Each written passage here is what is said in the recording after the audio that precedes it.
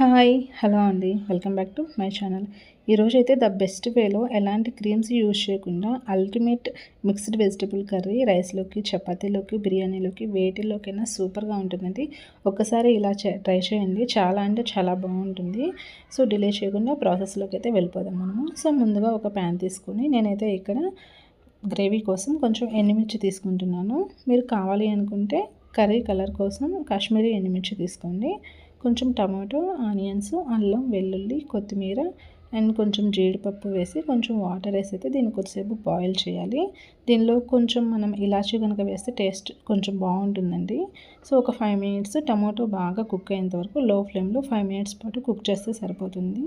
So చూసారు కదా, ఇలా అయ్యేంత వరకు కుక్ చేస్తే సరిపోతుంది. దీన్ని కొంచెం చల్లార్చి మిక్సీ పట్టాలి గ్రేవీ కోసం అయితే. సో ఇప్పుడు డిలే చేయకుండా కర్రీ ప్రిపరేషన్ ఎలా చేయాలో చూసేద్దాము. ముందుగా ఒక కడాయి తీసుకొని దీనిలోకి నేనైతే ఇక్కడ గేదె పాలతో చేసిన బటర్ అయితే తీసుకుంటున్నానండి. అదే ఇక్కడ మా భాషలో అయితే వెన్నపూస అంటారు. మనం బయట తీసుకునేది అయితే ఆవు పాలతో చేస్తారు కాబట్టి అది కొంచెం ఫ్రీజ్ అయి ఉంటుంది కాబట్టి గడ్డకట్టి ఎల్లో కలర్లో ఉంటుంది. ఒకసారి ఈ వెన్నతో ట్రై చేయండి, కర్రీ చాలా అంటే చాలా టేస్టీగా ఉంటుందండి. దీనిలో ఇంకొంచెం టేస్ట్ కోసం నేనైతే కొంచెం ఆయిల్ అయితే యాడ్ చేస్తున్నాను, ఎందుకంటే కర్రీ కొంచెం గ్రేవీ కోసము ఆయిల్, వెన్న రెండు అయితే యూజ్ చేస్తున్నాను నేను ఇక్కడ. సో దీనిలోకి ఇది కొంచెం బాగా వేడైన తర్వాత మనం ఏమేమైతే వెజిటబుల్స్ తీసుకున్నామో వాటన్నిటిని వీటిలోకి వేసేయాలన్నమాట. నేనైతే ఇక్కడ carrot, beans, capsicum and potato తీసుకున్నాను. సో ఇది మిక్స్డ్ వెజిటబుల్ కర్రీ కాబట్టి ఎవరి ఆప్షన్స్ వాళ్ళవండి, ఎవరికి ఏం కావాలంటే అవి యూజ్ చేసుకోవచ్చు. సో నాకు ఇవి అవైలబిలిటీలో ఉన్నాయి, ప్లస్ మా ఫ్యామిలీ మెంబర్స్ ఇవి తినడానికి ఇష్టపడతారు కాబట్టి నేనైతే ఇవి యూజ్ చేశాను అనమాట.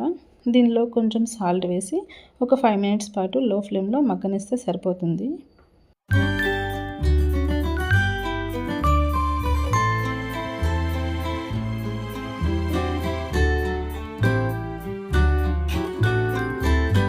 ఇవి కొంచెం వేగిన తర్వాత దీనిలో కొంచెం కారం, పసుపు, జీలకర్ర పొడి, ధనియాల పొడి, కొంచెం గరం మసాలా వేసి కొంచెం బాగా కలుపుకోవాలి. ఆ మసాలా అంతా ముక్కలకి పట్టేంత వరకు కొంచెం మిక్స్ చేస్తే సరిపోతుందండి.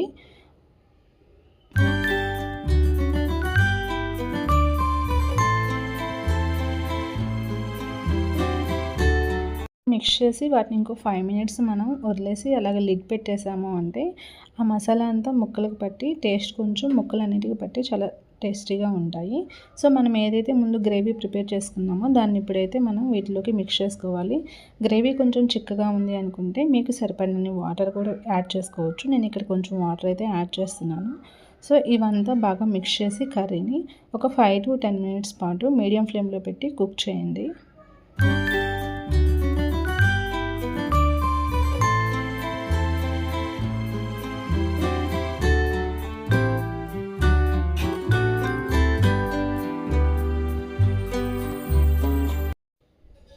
చివరిగా అంతా అయిపోయే ముందు ఒక 5 మినిట్స్ ముందు మళ్ళీ కొంచెం బటర్ అయితే యాడ్ చేస్తున్నానండి నేను. ఇలా యాడ్ చేయడం వల్ల కర్రీకి ఎక్స్ట్రా టేస్ట్ అనేది వస్తుంది. చూసారు కదా, ఎలాంటి క్రీమ్స్ ఏమీ యూజ్ చేయకుండా కర్రీ చాలా అంటే చాలా టేస్టీగా ఉంటుందండి. దించే ముందు కొంచెం కొత్తిమీర వేసుకొని మనం కనుక చల్లారిన తర్వాత సర్వ్ చేసుకోవడానికి రెడీగా ఉంది ఇంకా కర్రీ మనకి. ఒకసారి ఇలా ట్రై చేయండి, చాలా అంటే చాలా టేస్టీగా ఉంటుందండి. ముక్కలు కూడా చాలా సాఫ్ట్గా ఉంటాయి. సో ఈ వీడియో మీకు కనుక నచ్చినట్లయితే లైక్ చేసి, షేర్ చేసి, సబ్స్క్రైబ్ చేసుకోండి. అలాగే మరిన్ని వీడియోస్ కోసం బెల్ ఐకాన్ ప్రెస్ చేయండి. దీన్ని ఒకసారి బిర్యానీలో కానీ చపాతీలో కానీ ట్రై చేసి చూడండి, చాలా అంటే చాలా బాగుంటుంది. Thank you, keep watching.